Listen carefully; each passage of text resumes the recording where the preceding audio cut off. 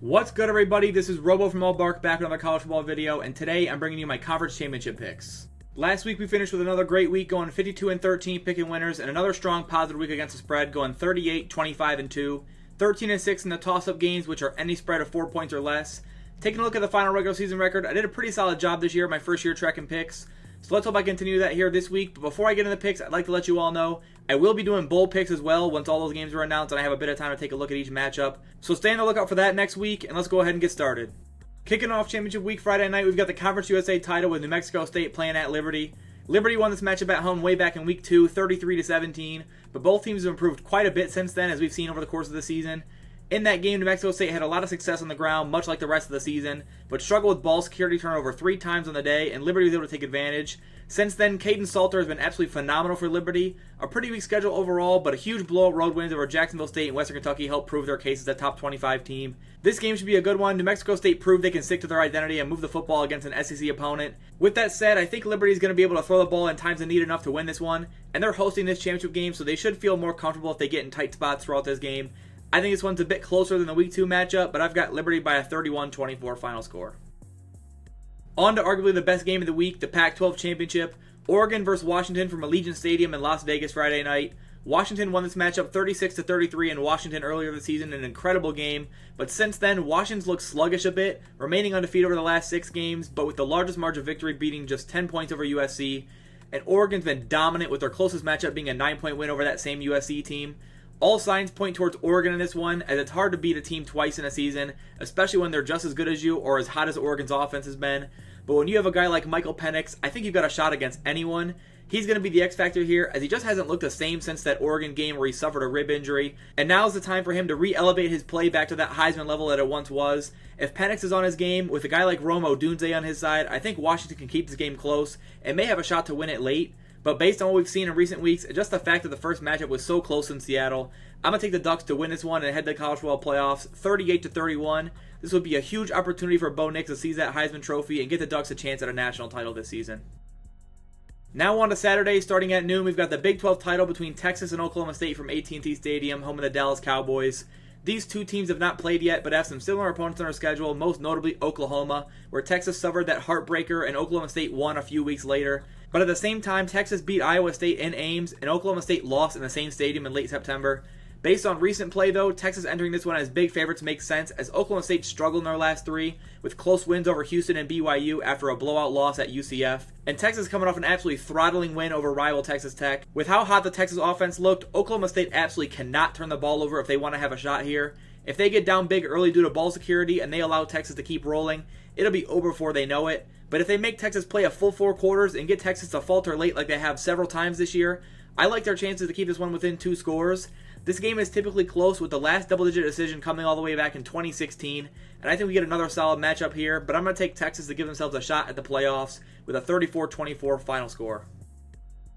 Also at noon, we've got the MAC Conference Championship game in Ford Field in Detroit. It'll be an Ohio-based matchup with Miami, Ohio taking on Toledo. Toledo beat Miami on the road earlier this season 21-17, where turnovers really hurt Miami despite a great defensive performance.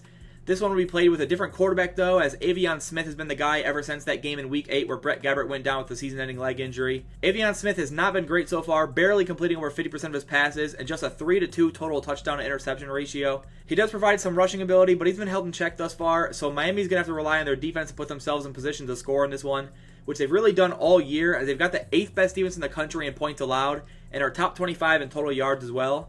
Toledo's defense is not as strong, but still solid, and if not for a game-winning field goal by Illinois, they'd be entering this game undefeated. I think Toledo wins this game. It's just a matter of by how much, and with how well Miami defends, I think they stay in this one until the end, but I've got the Rockets winning the MAC with a 24-20 final score. Next up at 3 o'clock Eastern, we've got the Mountain West Championship, Boise State at UNLV from Allegiant Stadium in Vegas.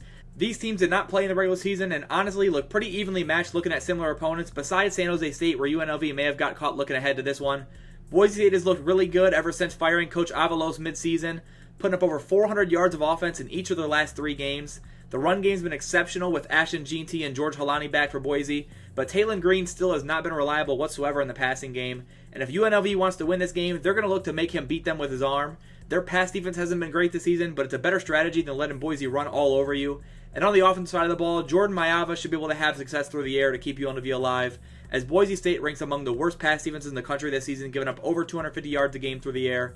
And Ricky White has turned himself into a star receiver for the UNLV offense with over 1,300 yards in the year and 7 touchdowns. I think UNLV knows what they're up against and comes to play their A game at home and knocks off Boise State in a close back-and-forth game, 31-28. On to another elite matchup, and maybe also a college football playoff play-in game, is the SEC Championship with Georgia and Alabama facing off at Mercedes-Benz Stadium in Atlanta, Georgia. A similar title game matchup that Alabama's gotten the better of the last two in 2018 and 2021. But these teams have not played yet this year, and we should be in for a great game with so much on the line here. Georgia rested Brock Bowers last week to make sure he'd be good to go for this one, and Carson Beck is developing into a phenomenal college quarterback that is making this Georgia team look like another title favorite. But it's the defense that could be the most important, as yet again they're among the top groups in the country, giving up just 16 points a game and under 300 yards as well. Alabama will be the toughest offense they've faced at this point. Statistically, it was Ole Miss, but from a talent perspective, Alabama can simply compete better.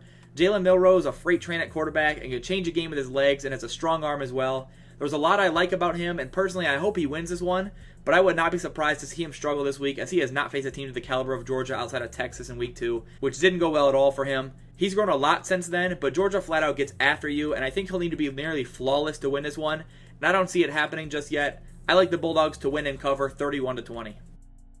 Up next is the American Conference title game, as SMU will head to Tulane, who is hosting this one. These two teams have not played yet this season, but prior matchups are a bit more relevant here, as SMU just lost their starting quarterback Preston Stone for the rest of the season. Backup Kevin Jennings will get to start for the Mustangs, who they really like, and he's been good so far this year in limited action, completing 18 of his 24 passes for 3 touchdowns and no picks, and he has a rushing touchdown as well. Don't be surprised if he catches Tulane sleeping a bit and keeps SMU alive in this one, but obviously without Preston Stone, it's going to be really tough for SMU to come away with a road victory here. Tulane's run defense has been incredible, and they can force a bunch of turnovers like we saw last week against UTSA. Any mistakes made by Jennings, and Tulane will take this game over, especially with a guy as good as Michael Pratt commanding their offense. SMU is still a great football team with a ton of playmakers, but I'm taking Tulane, whose only loss this season comes against Ole Miss when they didn't even have Pratt playing in that one. I've got a 30-23 final score.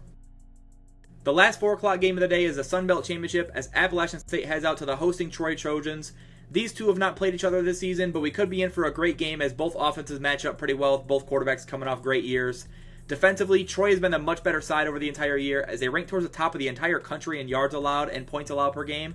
And the App State defense has struggled at times this year, but has definitely looked better in recent weeks, holding Marshall to 9, Georgia State to 14, and James Madison to 23 points. They've won 5 straight games and are coming off a 55-27 blowout win over their rival Georgia Southern last week. But it's hard to find a group of 5 team playing better football than Troy right now, as they've won 9 straight, with 24 points being the most they've allowed in that span. And the offense really coming alive with well over 30 points a game since late October. This will probably be their toughest matchup since James Madison in week 3, however, and I think App State takes them down to the wire. But with a defense as strong as theirs getting to play a championship game at home, I like Troy to come through and win a Sun Belt in a close game, 28-24. Now on to maybe the worst game of the weekend. It's the Big Ten Championship between Michigan and Iowa from Lucas Oil Stadium in Indianapolis. This is the final championship game between division champions in the Big Ten, as they move to a divisionless standings next season with an expanded conference.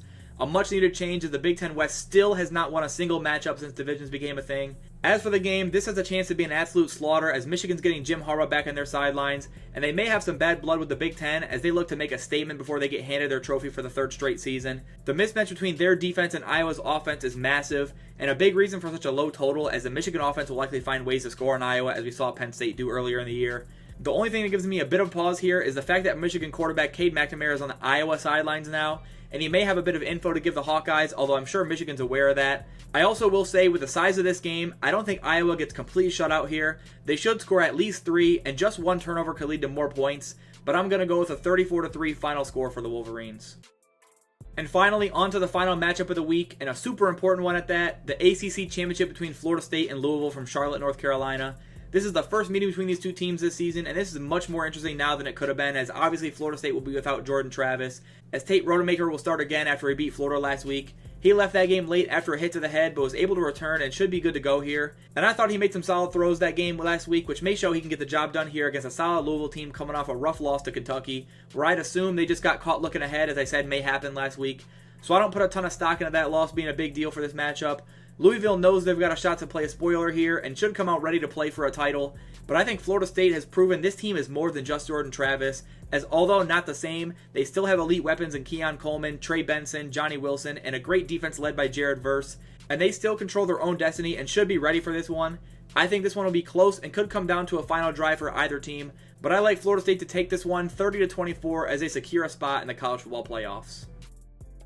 Alright, that's it for my conference title picks. As always, let me know your favorite picks this week down in the comments. And other than that, thanks for watching this video, and I'll see you guys in the next one. Peace.